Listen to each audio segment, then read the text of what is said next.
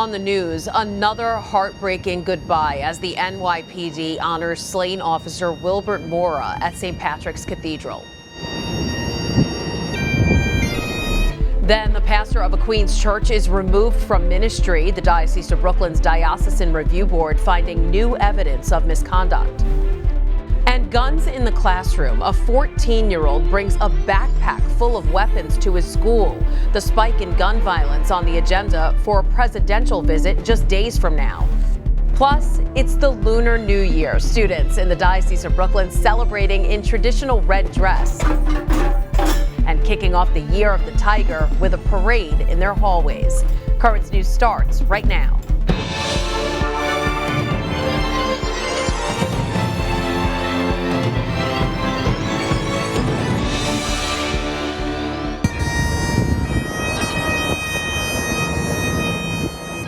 A somber start to another wake for another fallen hero.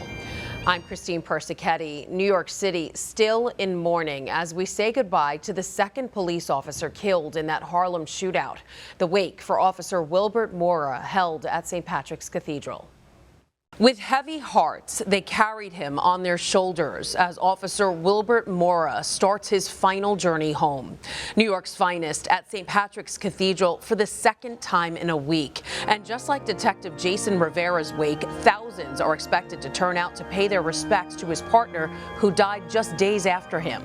Mora's family giving a thumbs up to officers lined up outside. Look who I found in the academy. Mora, who entered the police academy in 2018, is remembered for always smiling. Your smile lit up a room. Your smile, your laugh changed everyone's mood. But the mood at the 32nd precinct has been a somber one since January 21st, when the 27-year-old and his 22-year-old partner were ambushed while responding to a domestic disturbance in Harlem. I'm sorry I wasn't there for you that night. Mora's colleagues at the 32 describe him as a big teddy bear, kind, a goofball, and life of the party who was always joking after roll call. To know that there's not going to be another roll call, and to know that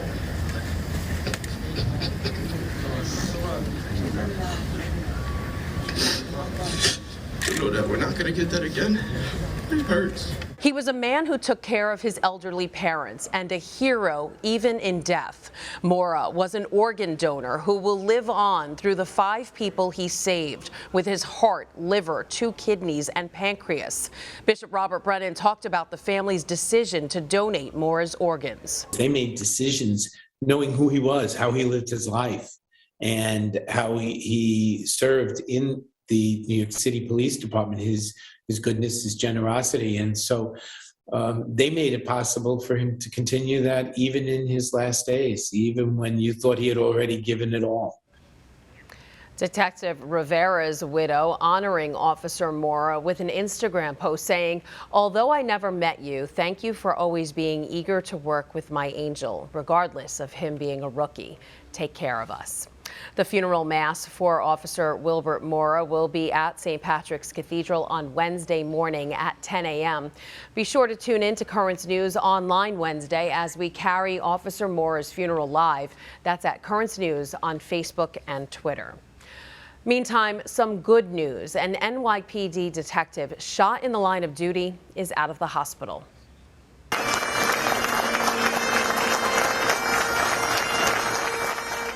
Detective Dominic Libretti leaving Staten Island University Hospital after several surgeries and more than a week's stay. The 10-year veteran was shot in the lower leg while executing a drug-related search warrant. The alleged gunman is being charged with attempted murder of an officer, assault, and weapons possession.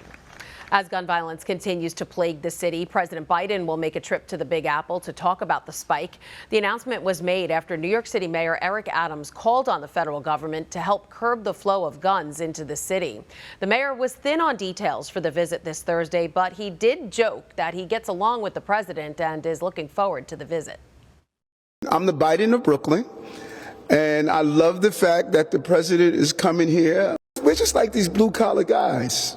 You know, he is comfortable around everyday people.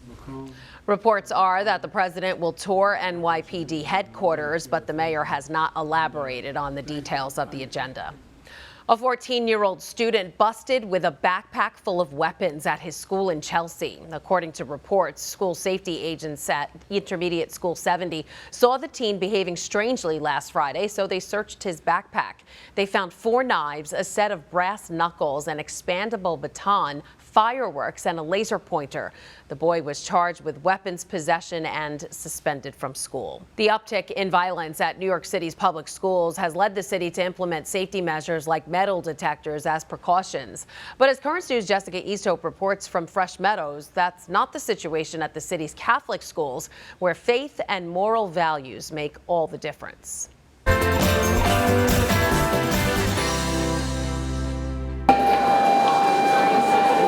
The bell rings and the hallways at St. Francis Prep flood with students. There are 2,400 of them. They say it can get pretty crowded, but what it doesn't get is violent. There's a lot of security and a lot of protection around me, so I don't have to be worried about anything. 16-year-old Dionis Best carries the weight of his future with him every day. He says at school he's allowed to stay focused on his work because there's nothing and no one to run from. I don't have to worry about constantly being, watched or lurked, or I could just, stay in my books and do what I have to do. Dionis and his classmates at Prep are experiencing high school very differently than students at New York City's public high schools. This school year alone, 10 firearms and 790 knives were brought to public schools in New York City. And from July to October, 9 school safety agents were injured as a result of student misconduct. St. Francis Prep says they've had 3 incidents of confrontation among students in 2 years, and they don't even keep statistics on weapons brought to school because, to their knowledge, it's never happened. St. Francis Prep has a zero-tolerance policy against any violence. There are 150 cameras in the building and ex-NYPD security officers. Principal Patrick McLaughlin says Catholic schools are not immune to violence, but rather have a secret weapon against it. That Catholic mission sort of holds everything together. It's like a glue when you have prayer in school. McLaughlin's aware of what goes on in public schools and says many students bring weapons to protect themselves. How do I expect someone to sit in a physics class if they're afraid that someone's bullying them on social media or someone's carrying a weapon? Dionis says he feels safer at Prep than he does in his corner of East New York. I'm surrounded by people that care. The halls are crowded, but with people who make him feel safe. In Fresh Meadows, Jessica Easthope, Currents News. If you're interested in sending your child to a Catholic school in the Diocese of Brooklyn, you can find out all you need to know at CatholicSchoolsBQ.org. Click on Find a School to locate the one closest to your home.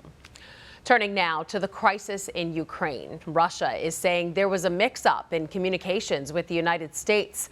State Department officials confirmed on Monday they received a, quote, written follow-up from Russia to proposals the U.S. sent last week to diffuse tensions. But the Kremlin says their reply was for a different matter, and the main response hasn't been handed over. For the first time, we are hearing from the sole survivor of the Migrant boat that capsized off the coast of Florida in January. The 22-year-old Colombian national now warning others not to make the journey. Ryan Hughes reports on how the young man survived the tragedy. Juan Esteban Montoya is out of the hospital after being dehydrated and disoriented. This photo now seen around the world. The 22-year-old from Colombia clinging to a capsized boat after setting off from the Bahamas last Saturday, hoping to reach Florida. In Spanish, for the first time, Juan detailing the journey and his fight to survive. 39 others, including his younger sister Maria, were on board the Migrant voyage. He says 3 hours in, the boat's engine stopped. We ended up in high seas floating. Those waves started to come over the boat and we started to sink. Juan says everyone tried to hold on to the boat, but it was impossible. In that case, he says, my sister, it hurts me a lot because I tried to find the strength to help her ever since the boat turned over. Juan and his 18-year-old sister Maria were trying to reunite with their mother in Texas, but Maria did not make it. Juan says everyone was grabbing onto everyone, and that's why she went under and eventually he was the only one left. When I ended up alone, he says, it was more difficult, much harder because my health was bad at that point. Mentally, I was bad, and being alone, it was another hit. Now he will ask the government of the United States for asylum. That will be his main relief. Juan didn't get the names of the Good Samaritans who found him floating in the water 3 days later, but he calls them angels.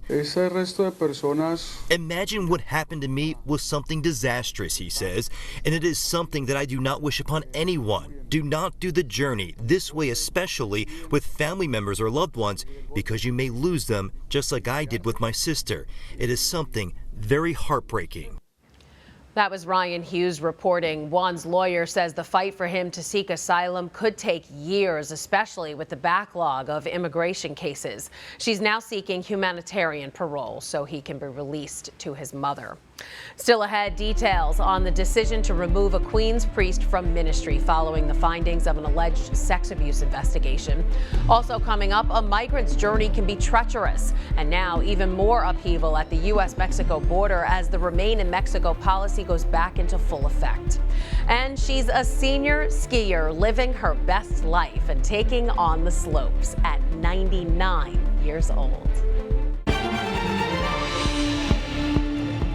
A parish in Bellerose, Queens is banding together in support after learning the news that their pastor has been removed from ministry. Jessica Easthope is here now with the details. Jess. Christine, parishioners at St. Gregory the Great were notified on Sunday that Father John O'Connor had been removed from ministry. Bishop Robert Brennan made the decision following the findings of the Diocesan Review Board, which is made up of lay people with expertise in law enforcement and mental health issues. The board was investigating a claim made in a lawsuit filed under New York's Child Victims Act. That's when the investigation turned up new evidence in a separate misconduct incident involving Father John O'Connor dating back to 2000 when he was serving at St. Athanasius in Bensonhurst. In response to those allegations at the time, the diocese ordered that Father John O'Connor be placed on leave and undergo treatment. Father O'Connor was cleared to return to ministry in 2001 and continued his treatment until 2005. The vicar for clergy and consecrated life, Monsignor Sean Ogle, went to the parish when the announcement was made to offer spiritual support. He explained how, looking back, the course of action was not sufficient. That is not, we know now, appropriate in cases of abuse of a minor, or not adequate, I should say. It has its place, it does, it's helpful, but what we're talking about here is the performance of public duties, which is a whole different level than the interior personal. In 2002, the U.S. Catholic bishops passed the Charter for the Protection of Children and Young People, which enacted a zero-tolerance policy, among other strict protocols, to protect children from sexual abuse. Based on the new evidence and following strict rules of the Charter, the Review Board made the recommendation to remove Father John O'Connor from ministry. We want the Church to be in the lead of rooting this out as a societal problem. And all of our steps, both of prevention and of treatment, and the treatment we do make available to victims of clerical abuse, all of these are indications of how deeply the Church is committed to realistic, practical, and effective steps to serve victims. In addition to his assignment at St. Gregory the Great, Father John O'Connor was also the director of liturgy for the Diocese of Brooklyn. A statement from the diocese reads that, quote, the removal from ministry means that he is no longer permitted to celebrate Mass publicly, cannot exercise any public ministerial duties, and cannot live in an ecclesiastical residence. He will also be added to the list of priests who have been credibly accused of wrongdoing on the Diocese of Brooklyn website. As far as the claims in the Child Victims Act lawsuit, those are still under investigation by the Review Board. Christine? All right, Jess, thanks. We'll check back in with you on this story. The Diocese of Brooklyn has been committed to helping victim survivors and preventing sexual abuse. They have done so by creating the Office of Victim Assistance to help individuals who come forward with allegations of abuse. The office provides supportive initial counseling, therapy referrals, and pastoral resources for victim survivors. Every employee of the Brooklyn Diocese, including students, undergoes mandatory background checks and training designed to spot the signs of abuse and how to stop it. The Diocese of Brooklyn also hosts the yearly Mass of Hope and Healing, where faithful come together and pray for victim survivors. To contact the diocese's toll-free and confidential sexual abuse reporting line, dial 888-634-4499. The number of migrants detained in Mexico surged almost 80%, according to Mexico's National Immigration Institute. Those 16,700 migrants, mainly from Central America, is almost double the 9,000 migrants detained in January of 2021. Children under the age of 18 made up almost 15% of that total, and 780 of those minors were unaccompanied. The program that bars asylum seekers from entering the U.S. has fueled fears that violence and trafficking at the border are becoming more and more common. And migrants from 3 Central American countries that make up the majority of those fleeing north are most at risk. The Migrant Protection Protocols, more commonly known as the Remain in Mexico policy, requires migrants seeking asylum in the U.S. to wait in Mexico until their asylum cases are decided. But poverty, corruption, crime, violence, and environmental destruction has caused 2 million people to flee their homelands since 2014, the majority coming from the Central American region called the Northern Triangle. It's no secret that El Salvador, Honduras, and Guatemala form part of a war-torn region from the 1980s into the 1990s. And the legacy of civil war still informs the kind of violence that we see in the region today. Paul Angelo has spent years in Central America and just returned from a visit to Honduras and El Salvador. He says conditions on the ground are alarming. Corruption is the reason why people do not have formal economy jobs or access to health care, why people don't have bank accounts, why people don't have property rights, why people build their homes and farms on land that is vulnerable to erosion or Category 4 or 5 hurricanes. Northern Triangle countries are among the poorest in the Western Hemisphere. An estimated 300,000 flee the region every year. Of the 3.4 million Central Americans living in the United States, 85% of them are from the Northern Triangle. It's been quite of a journey.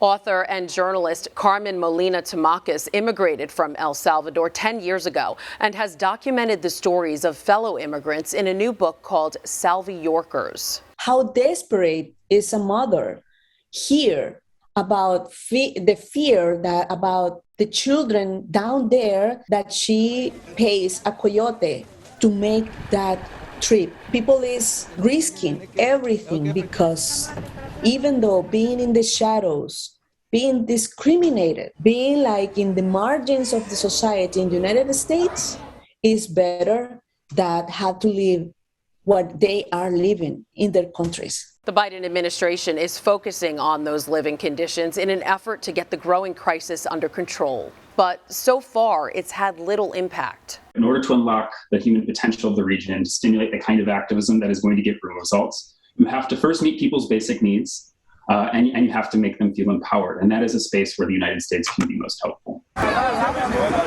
The overflow at the border is further complicated by streams of Haitians joining caravans from other parts of Central and South America who are also planning to make the hazardous journey. Despite the dangers, Tamacas says when people are desperate, they won't be deterred. I think people is always looking for the best and hoping for the best. And people is working, so they don't stop working to get the best for them and their families. The Remain in Mexico policy is expanding along the southern border to comply with the court order. The Biden administration is asking the Supreme Court to step in to end the program. And bishops in Mexico are praying for 13 pilgrims who died after their passenger van overturned. The tourists were traveling to the Basilica of Our Lady of San Juan de los Lagos. A preliminary investigation found the driver lost control of the van, rolling over on the highway before eventually toppling onto its side. Bishops had this to say to the loved ones of those 13 lost. May our Lord God and Holy Mary of Guadalupe, our Blessed Mother, sustain you in these difficult times and grant that you may soon be able to find closure. Still to come on Currents News, she may not be an Olympic threat, but this new skier is taking on the slopes. Isn't that bumpy all the way? I thought skiing was smooth. Gracefully taking turn after turn, how this 99-year-old finally achieved a lifelong dream. And wishing you good fortune and health. Catholic students decked out in red celebrate the Lunar New Year. Catholic Schools Week is underway, and students in the Diocese of Brooklyn are taking the time to embrace diversity by celebrating the new year, the Lunar New Year. Students at St. Michael's Catholic Academy in Flushing donned red clothes and passed out traditional red envelopes for good luck. And in Bayside, Sacred Heart Catholic Academy kicked off the Year of the Tiger with a parade in their hallways. The holiday traditionally spans 15 days and is celebrated by 1/6 of the world's population. It's never too late to learn a new skill. Just ask Edith, a 99-year-old woman from South Dakota who recently checked off skiing from her bucket list. As Jeffrey Lindblom reports, what seemed like a simple trip down the slopes was actually an experience of a lifetime. Right now, Edith's family is helping her prepare for a very special moment. She turns 100 in March and she has a bucket list. And she's been waiting a long time to check one thing off. Ready, Grandma? 100 years. 3, 2. And to her, it's an important one. Top of the list. She's been limited with physical disabilities all her life, so this is something she's never been able to do. Ski for Light, an organization who help people with disabilities, is helping Edith to achieve the impossible. Tim is going to guide you, and there's going to be your microphone. You'll be able to hear him. Now we can hear. 99 is that's way up there, and hopefully that's going to help other people that think I can't do this stuff to think more about what they can do. I wish I had some sunglasses on. With goggles on, I'm sitting crooked. And after just a bit of rearranging, You feeling good? Yep. it's finally time to hit the slopes. 3, 2, 1, flip. On the chairlift, Edith realized that she's doing something that she and some of her past family members never thought was possible. She's watching from up above, I'm sure. Yes, she is. And just like that, 100 years of anticipation comes to an end. Here we go. Okay. It did turn to emotional fear of, oh my gosh, what could happen out here? But Edith gracefully took turn after turn. Oh my gosh, this is unbelievable. And eventually cruised her way down the whole run. Isn't that bumpy all the way? I thought skiing was smooth. You want to go? You want to do another one? Well, absolutely. The bumps, to Edith, just a minor setback. It has been bumpy, but it's okay. What made Edith want to ski in the first place was simple. It just looked like fun. One run turned into 2. I'll go a third time. 3 was enough for this near-century-old, but at heart, young lady. I got other things to do. Check skiing off the bucket list. This was wonderful. I think everybody should do it, even though it's real bumpy. That was Jeffrey Lindblom reporting. And despite her limitations, Edith is a regular adrenaline junkie. For her 75th birthday, she celebrated by going parasailing. Good for her. And that is Currents News. I'm Christine Persichetti. Thank you for joining us, because we are putting your faith in the news. Hope to see you again next time.